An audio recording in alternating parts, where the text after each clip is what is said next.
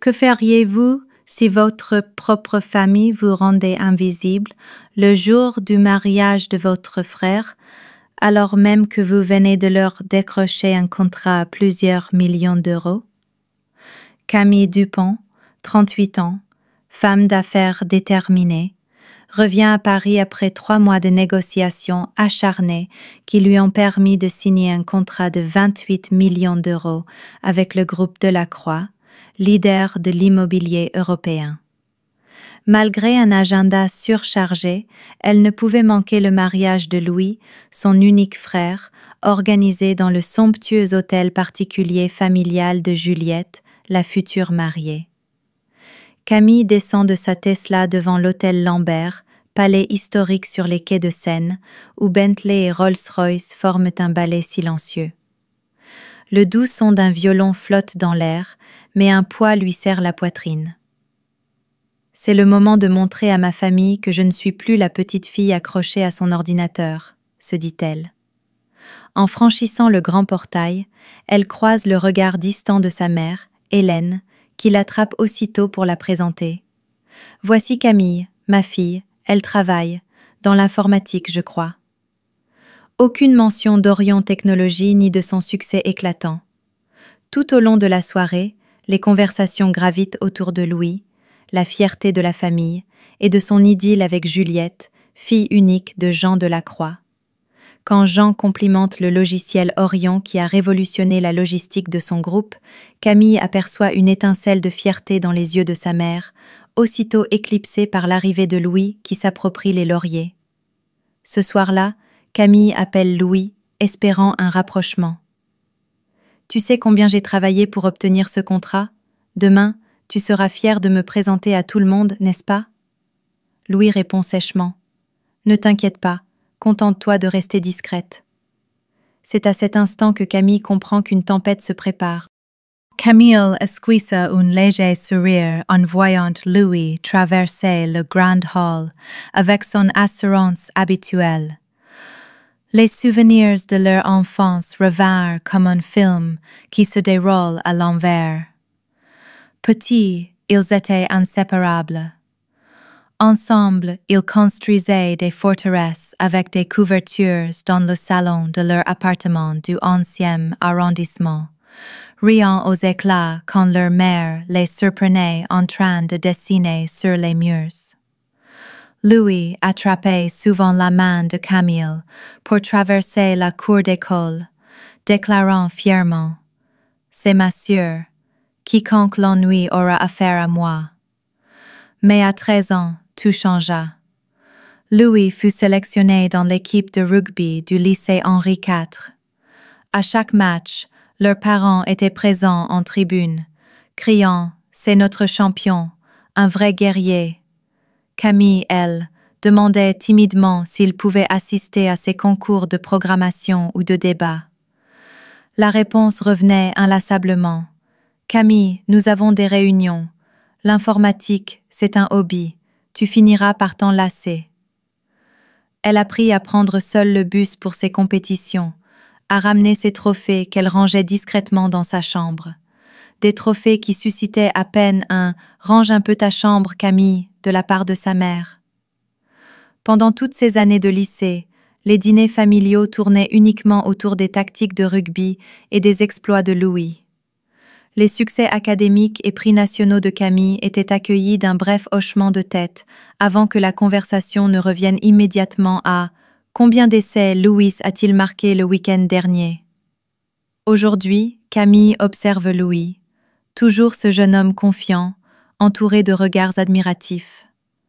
Quant à elle, elle est encore à l'écart. Mais cette fois, elle se jura « Je ne resterai plus jamais dans l'ombre ». Les années passèrent, et à l'âge adulte, l'écart entre Camille et Louis devint plus évident que jamais. Louis, malgré des notes moyennes, obtint son diplôme en gestion d'une école privée à Lyon. Leur père l'appela immédiatement au siège de l'entreprise familiale. « Louis, tu es l'héritier.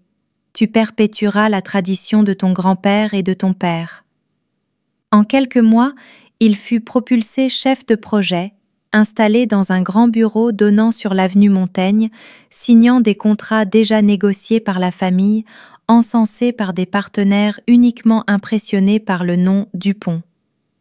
Camille, elle, fit le choix inverse. Elle quitta le domicile familial pour s'installer dans le 5e arrondissement, dans un studio de 20 mètres carrés, à peine assez grand pour un lit pliant et un bureau. Le jour, elle travaillait comme développeuse dans une start-up du Sentier.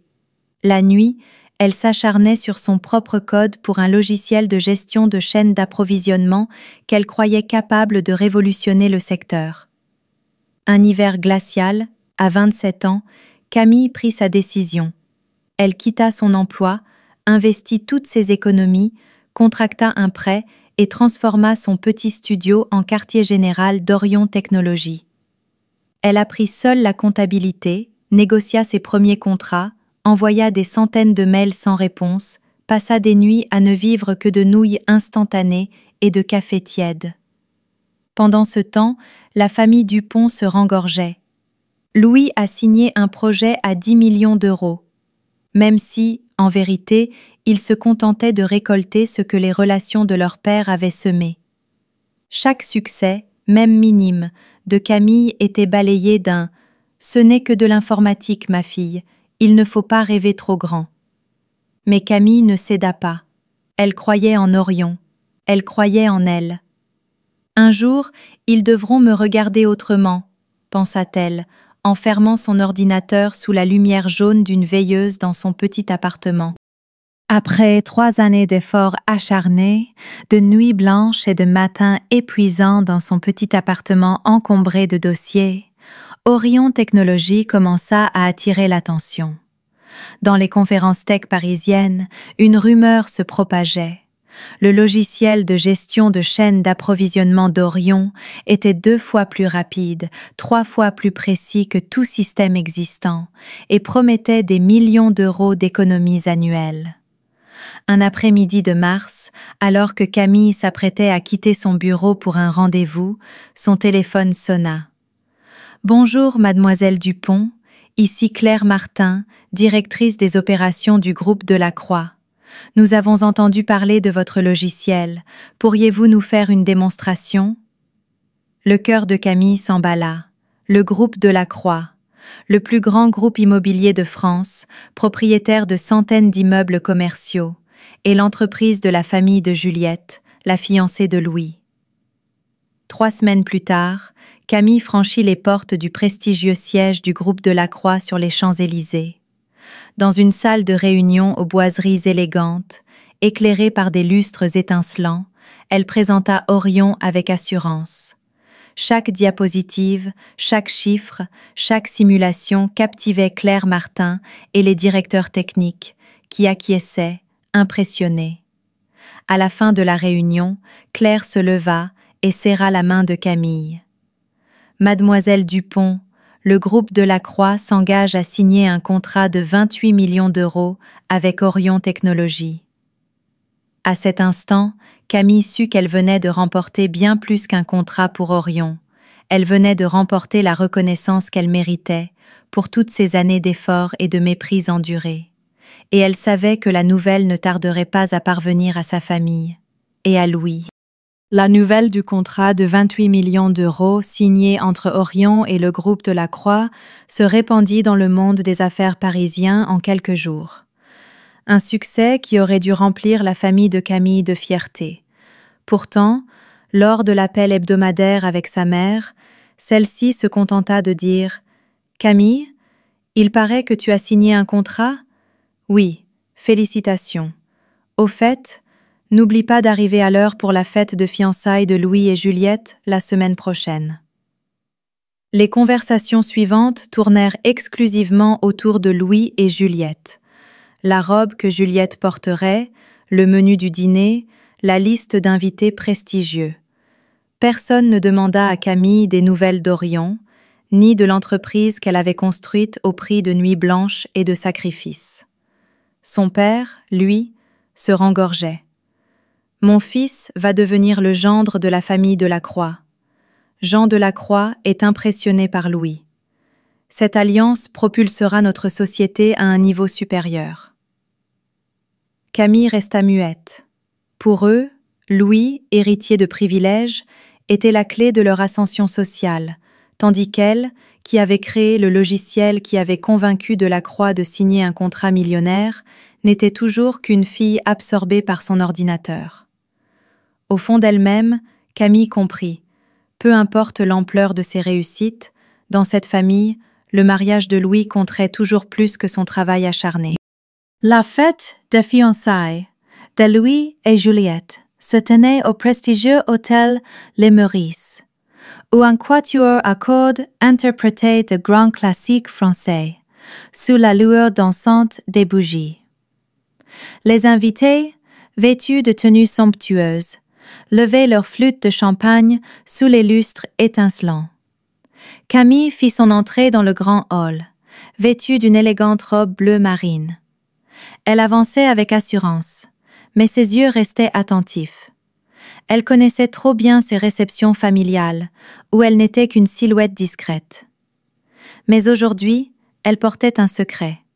Orion venait de décrocher un contrat millionnaire dont peu de convives ici étaient au courant. Alors qu'elle discutait avec quelques connaissances, une voix grave résonna derrière elle. « Mademoiselle Dupont ?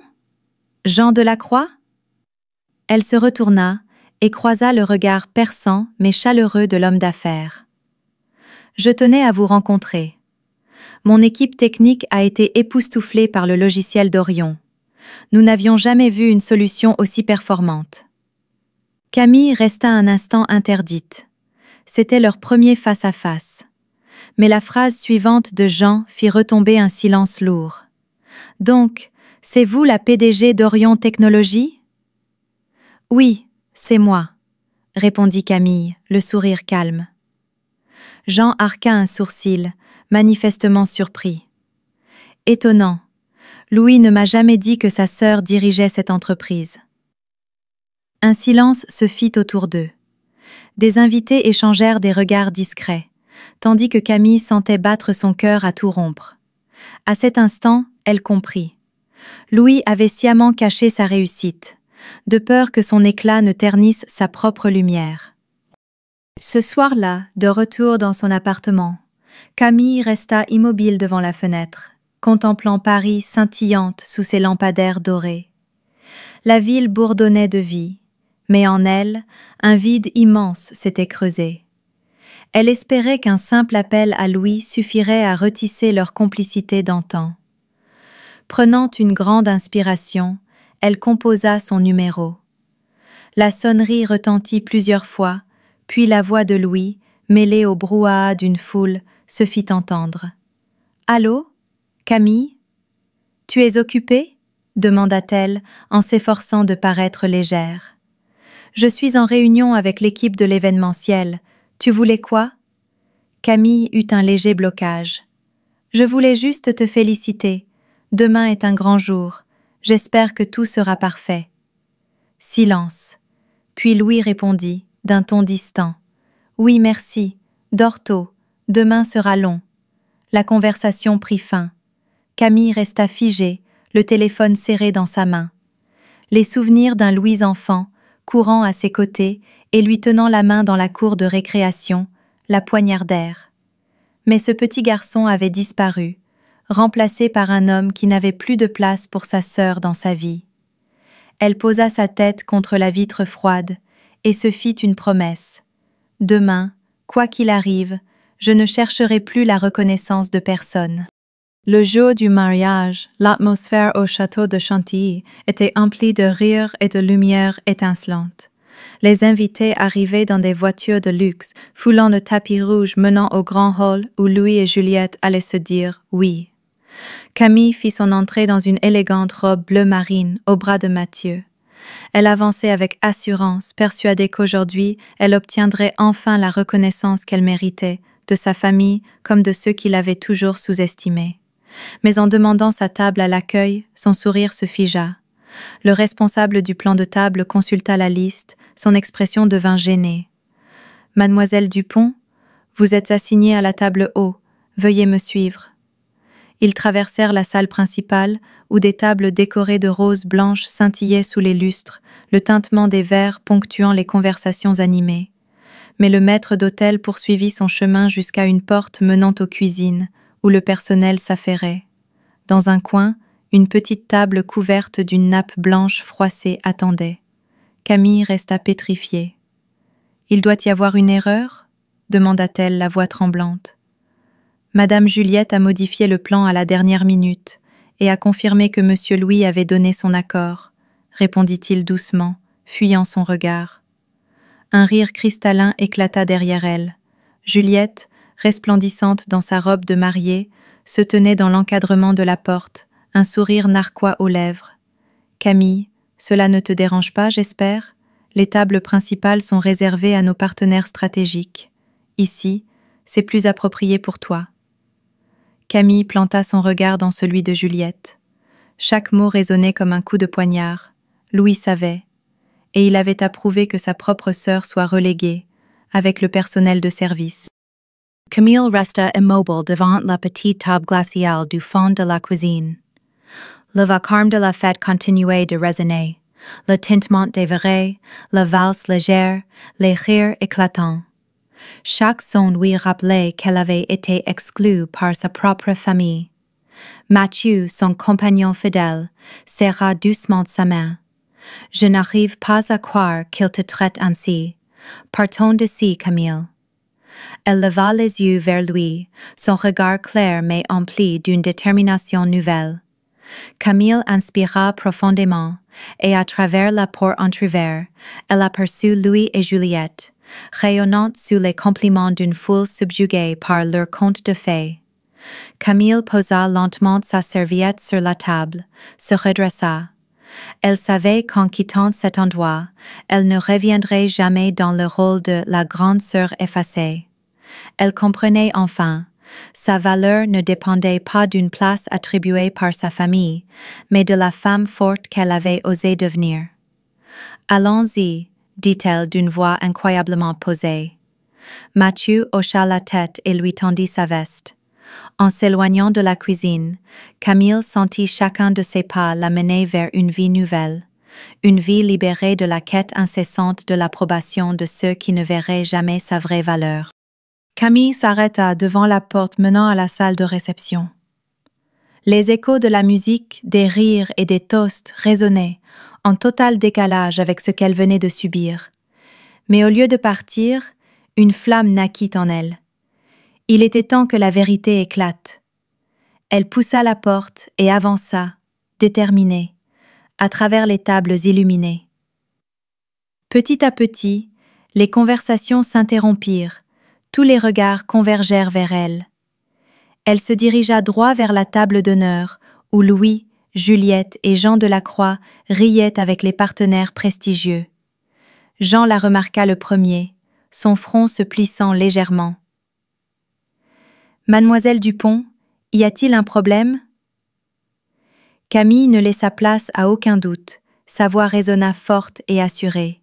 « Je veux que tout le monde ici sache que je suis la PDG d'Orion Technologies, l'entreprise qui a développé le logiciel de gestion pour lequel le groupe Delacroix vient de signer un contrat de 28 millions d'euros. » Elle posa un regard perçant sur Louis, qui évita ses yeux, le teint blême.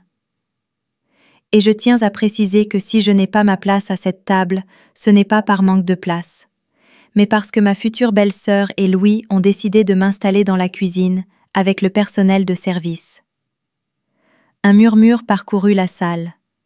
Plusieurs partenaires échangèrent des regards embarrassés, tandis que le visage de Jean se fermait. Juliette, elle, serra la main de Louis, les lèvres pincées de rage. Camille inspira profondément avant de conclure. « Maintenant, je sais qui me respecte vraiment et qui ne fait que profiter de mes compétences quand ça l'arrange. » La salle de réception plongea dans un silence pesant après la déclaration de Camille.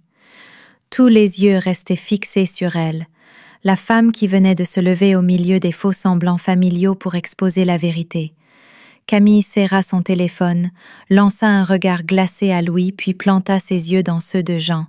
« Monsieur Delacroix, déclara-t-elle d'une voix ferme, Orion Technologies ne peut pas continuer à collaborer avec une entreprise qui ne respecte pas la valeur humaine. J'annonce ici et maintenant, le contrat de 28 millions d'euros entre Orion et le groupe Delacroix est annulé, avec effet immédiat.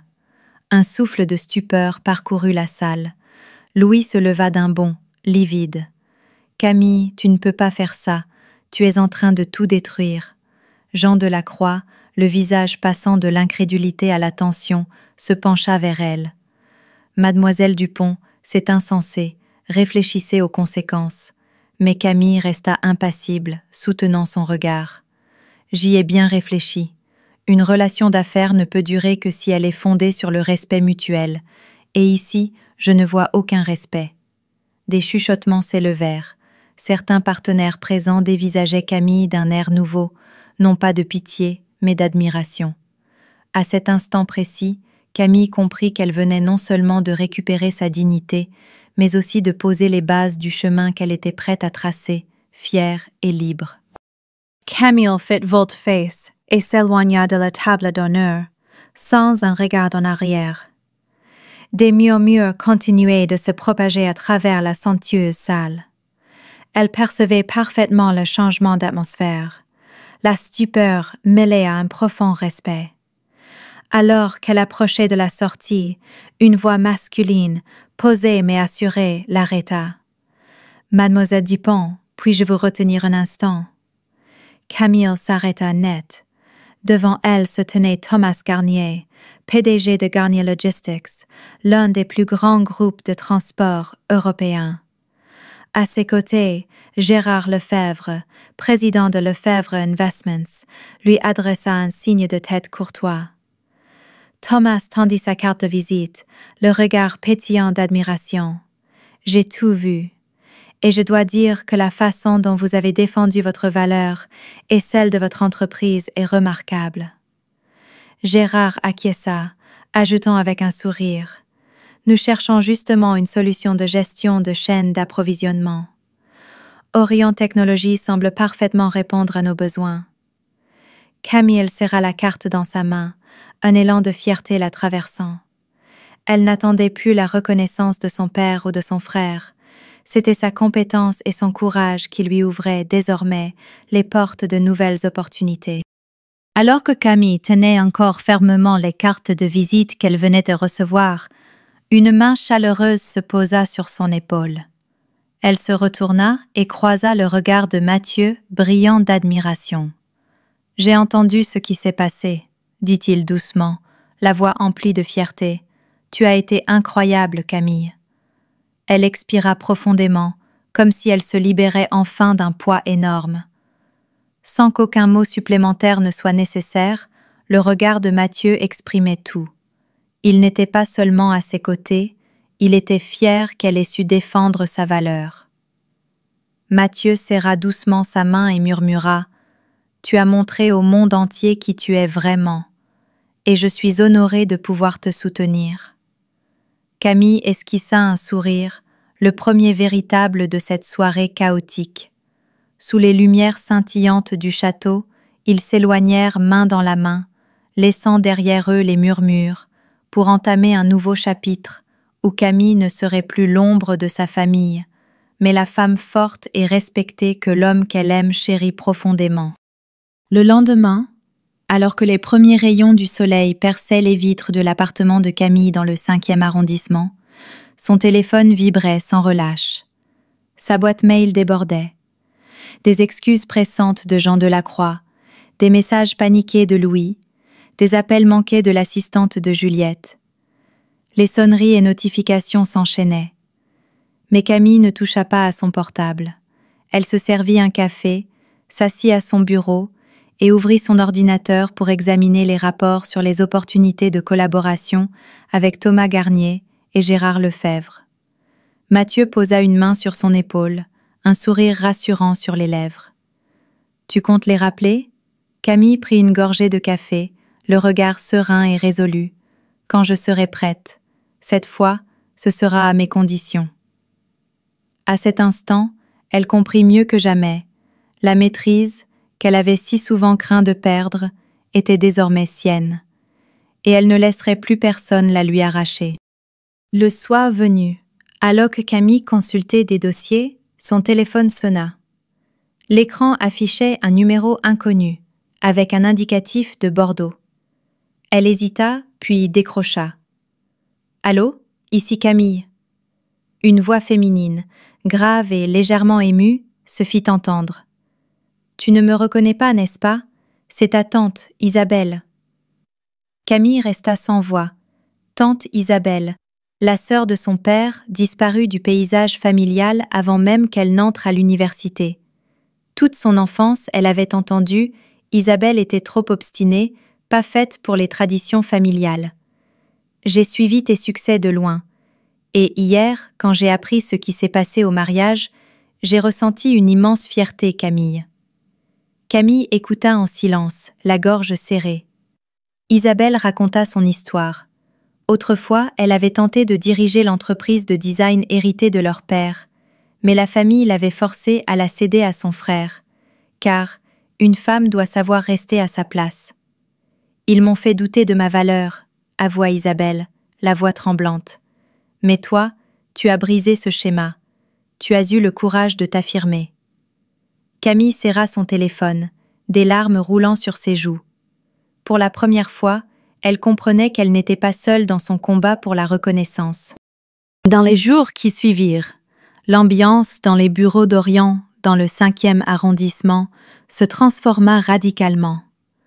L'annulation du contrat, jugé téméraire par certains, avait en réalité déclenché une vague d'intérêt dans le monde des affaires.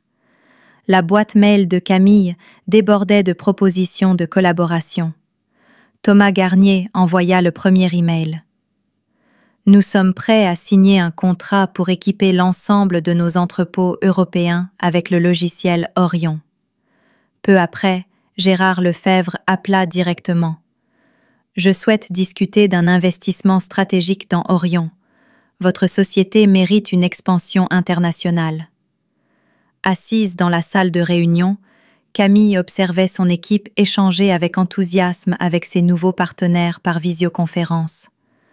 Chaque projet était analysé dans le détail. Chaque plan d'extension vers de nouveaux marchés se précisait. Mathieu se pencha vers elle, murmurant à son oreille. « Tu vois, il suffit d'avoir le courage de s'affirmer et les opportunités viennent d'elles-mêmes. » Camille sourit, le cœur battant d'espoir. Orion n'allait pas seulement survivre. Orion était en train de prendre son envol.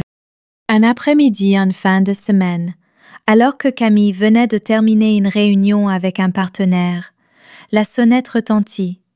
Elle alla ouvrir, stupéfaite de découvrir Louis sur le seuil, le visage tiré, son costume froissé. « Camille, on peut parler ?» demanda-t-il d'une voix rauque.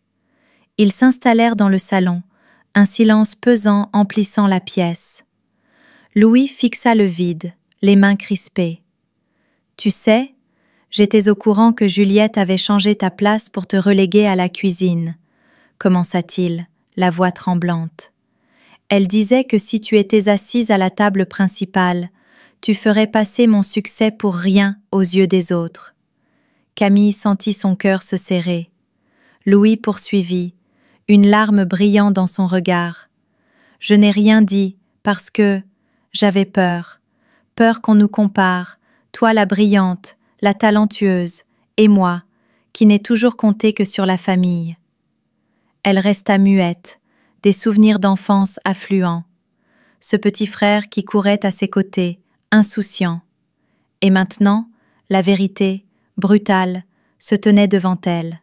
« Je suis désolée, » murmura Louis, la voix brisée. « Tu ne méritais pas ça. » Malgré la douleur, Camille comprit une chose.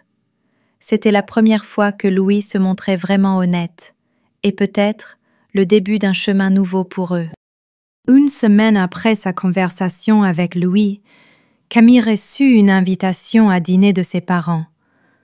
Pour la première fois depuis des années, sa mère, qui se contentait autrefois de demander « Ton travail va bien ?», avait écrit dans son message « Nous devons vraiment parler ». Le dîner se déroula dans la salle à manger chaleureuse.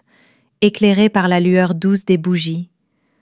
L'ambiance fut d'abord empreinte de gêne, mais Camille prit la parole la première. « J'ai toujours eu l'impression de devoir travailler 2 fois plus pour être reconnue. J'ai ressenti que vous donniez toujours la priorité à Louis. » Son père resta silencieux un long moment. Il reposa ses couverts, les yeux embués. « J'ai eu tort. Je pensais que tu étais forte, que tu n'avais pas besoin de notre reconnaissance.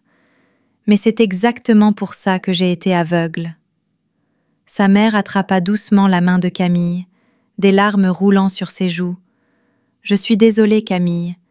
Nous étions si obsédés par les attentes placées sur Louis que nous avons oublié que toi aussi, tu méritais notre fierté. » À cet instant, Camille sentit un poids immense se lever de sa poitrine. Les blessures ne disparaîtraient pas d'un coup, mais ce dîner marquait un commencement. Il s'était enfin écouté, chose qu'il n'avait pas su faire depuis des années. Quelques mois après la soirée décisive du mariage, Camille monta sur l'estrade d'une petite salle de conférence chez Orion. Devant elle, plus de 20 jeunes femmes, le regard brillant d'espoir, la fixaient avec admiration, elle, la fondatrice du programme Visible.